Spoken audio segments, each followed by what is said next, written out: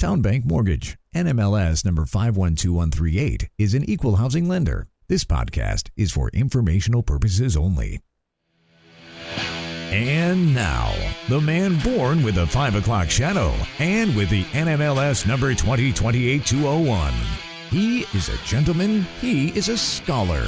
He is Tyler Cralle.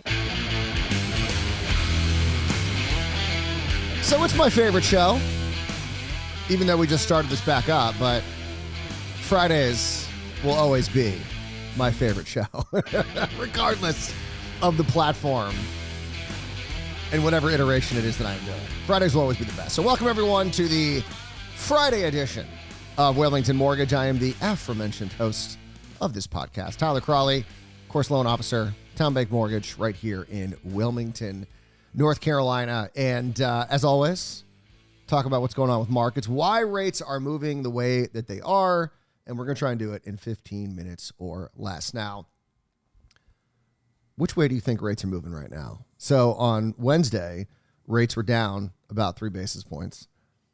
On Thursday, they were up 3 basis points. So what do you think they're doing today? Yeah, down 3 basis points. It's just like we're up, down, up, down. There's a little narrow field. So we're slightly below 4.1% the 10-year is. But there could actually be some decent news for this. So the big story, I think potentially for a while, but I mean, obviously the big story of Friday, no doubt. It was reported last night, a lot of outlets, New York Times picked up on this. The Trump administration is preparing broad exemptions to certain tariffs in an effort to ease elevated food prices that have obviously concerned consumers. The change would apply, this is according to the Times, the change would apply to certain reciprocal tariffs the president announced in April, including on products coming from countries that have not struck trade deals with the administration, the people said, discussing a pending announcement on the condition of anonymity. The exemptions are expected to include beef and citrus products, although people cautioned President Trump had not made a final decision. I've also heard coffee being one of the big areas here. But here's my point.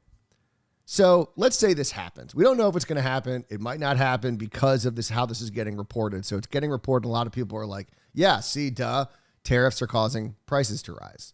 And so this could actually cause maybe the administration not to move forward with this. But I'm really hoping that's not the case because it is without question.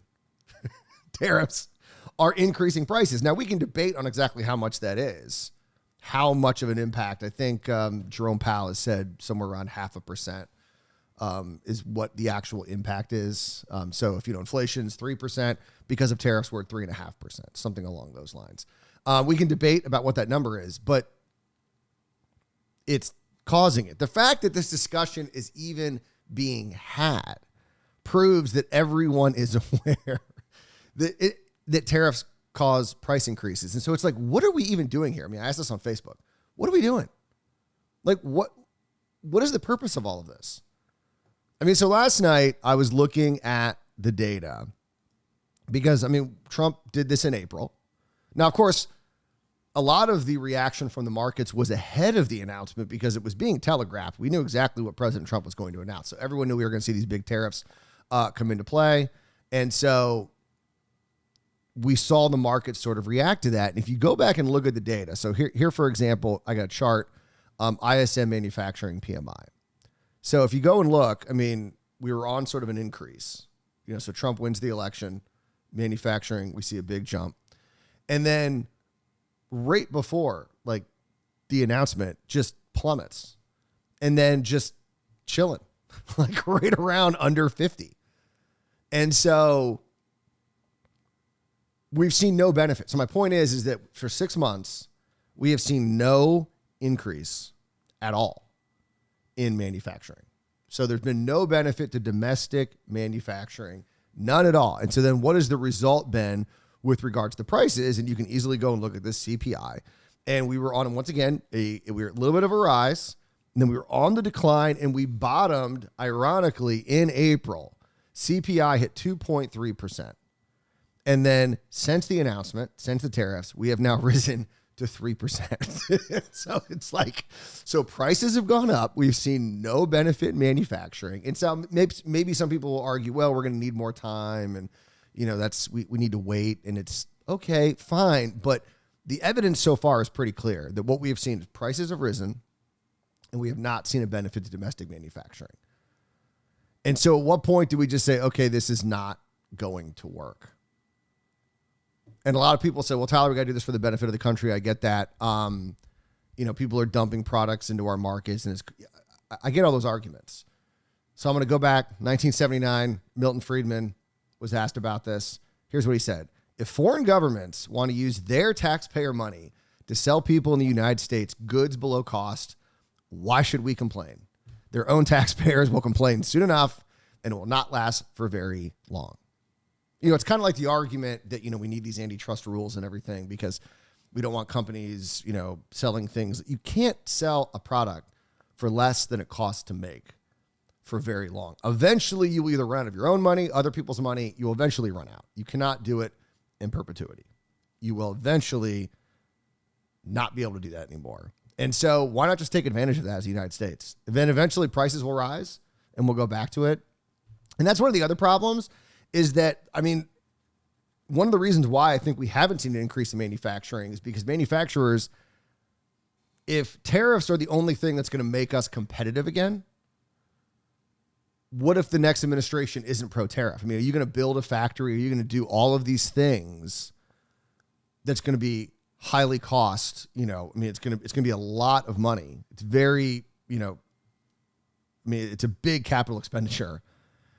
And you're going to build this new factory, and then the next administration comes in and removes the tariffs, and all of a sudden we're not competitive.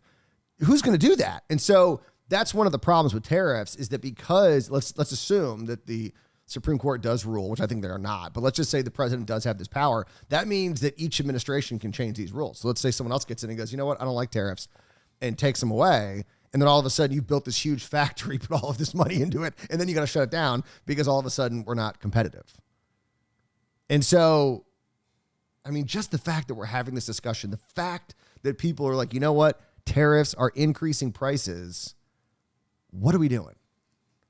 And I'm really kind of hoping that this is kind of a change in that, because listen, this will be the best thing for the Trump administration ever. He gets rid of tariffs. All of a sudden we see prices fall. And then what happens? Prices fall. Inflation falls. That means interest rates will fall. And then all of a sudden homes get more affordable. We see more activity in our economy. Boom. It's like he can create a boom by getting rid of tariffs. As you can tell, I'm not a tariff guy. I am not one. And so hopefully, this would be a good thing for rates. This would be a good thing for housing. This would be a good thing for the entire economy. We're not seeing any benefit to the one industry that's supposed to be benefiting from tariffs. That would be U.S. manufacturing. So what are we doing? That's the big question. So let's hope that this is actually going to happen and we start to see tariffs kind of fall off on certain products and then maybe more broad. And then that'd be great. I'd be very happy about that. All right, let's move on to the second big story of the day. This is not impacting rates, but we got to talk about this because major props to the Wall Street Journal for calling out one of the more frustrating things in the mortgage game, and that is these crazy incentives that almost seem too good to be true from builders. You'll talk to someone like, oh, I'll be talking to someone like a realtor, and they're like, we have a client, but they think they're going to go new construction, and then they say, well, they're getting a rate from the builder, and it's like 5%, and you're like 4%. You're like, what?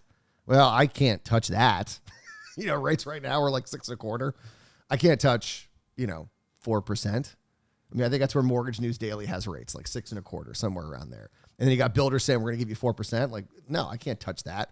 But so the question is, it's the old adage. If something sounds too good to be true, it probably is. And so how is it that a builder is giving you that 4% rate? Because they're not just going to give you money, right? So what's going on here?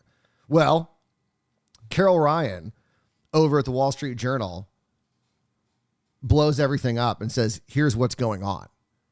So she writes, bargain mortgages originated by builders are helping more people get onto the property ladder. But these deals aren't magic. She notes they are financed by higher home prices and in some cases by underwriting loopholes that allows builders to go further than ordinary sellers. loans guaranteed by Fannie and Freddie, loans that we do at Town Bank and other mortgage companies, they can allow concessions up to about 9%, depending on certain factors, LTV, other things. But builders are able, because of the way they structure these sort of loan products and how they're going to package them up, they can give these sort of forward commitments, which allows them to buy down rates for the buyers in excess of that 9%. And because they're not counted as concessions, they're able to get away with it. So, I mean, like, even if you had a seller that wanted to give you that, they couldn't do it because there are limitations on seller concessions, 9%. So builders can do that. But so that brings us to another issue, which is, why would they do that? Why would they be giving you tens of thousands of dollars? What is the benefit to them for doing that? Well, Ryan writes, buyers, quote, overpay for the homes in return for a lower monthly payment. So, you're buying this home from a builder. So instead of him dropping the price of the home, he keeps that home at a higher price and then uses the money that he would have, that you're going to basically pay him to buy the house to buy down your rate. So the whole point is that you're paying for it. The buyer is buying down that rate. They're not being given this free lower payment. It's coming in the cost of the higher home, the loan that you're getting. So you're financing more in order to get that lower rate. So the point is that it's not free, because nothing in life is free. And that's the thing that drives so many people crazy. So basically, the inflated value is effectively the price of admission to the cheaper rate. And this can create problems, because what's essentially happening is you're paying, maximum dollar for the house. And they're giving you the money on that. But then let's say if a year from now you maybe need to sell the house, well, all of a sudden you could run into some problems with it appraising. And not even with just appraising. Let's say it does appraise, but let's say because you paid that higher amount, you really don't have any equity in the home. Let's say home prices fall a little bit. I mean, it's almost like you're not going to be able to get out of the house if you needed to do so. Now, of course, if you're going to be there for 10 years or something along those lines, it's not going to be an issue. But it does create problems, because once again, you're also doing this in an environment which, like a new build, like a new community, where there's going to be an abundance of inventory and likely new inventory. So it's going to be harder to sell your existing home. Someone's going to go, well, I can get a new home, or I can buy your house that's kind of the same, or I can get a new one. And I'm going to get all these builder incentives and everything else. So maybe I'm not going to buy that property from you. Or if I do, I'm going to want a lower price. And then you can't sell the house because you paid top dollar and now you're underwater. You wouldn't be able to pay off your mortgage. And so these are the issues that Ryan brings up in this Wall Street Journal piece. And it's something that frustrates sort of like, lenders like us who are like trying to explain to people, hey, you're paying for that lower rate. You don't think you are, but you are, because nothing is free. If it's something that sounds too good to be true, it is. And so when someone goes, man, I'm getting a 4% mortgage in an environment where rates are over 6%. How?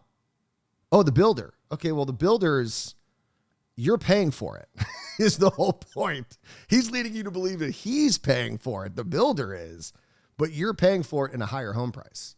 That's how that works. And then they, of course, benefit from the higher home price because they're building multiple houses. And so it gives them that, that's the comp. That's where the home price is. And so they want that higher home price for obvious reasons. And so that's the whole purpose of this piece. So major props to the Wall Street Journal, Carol Ryan, for basically pointing out, hey, listen, if this makes sense for you, go that route, but just realize that when you're getting that lower rate, you're paying for it. You are paying for that rate, because nothing in life is free, except, of course, this podcast. So you are welcome. All right, we got to go. You guys enjoy your Friday, enjoy your weekend. We'll be back here Monday morning for another edition of Wilmington Mortgage. And remember, as always, do not wait to buy real estate. You buy real estate and wait.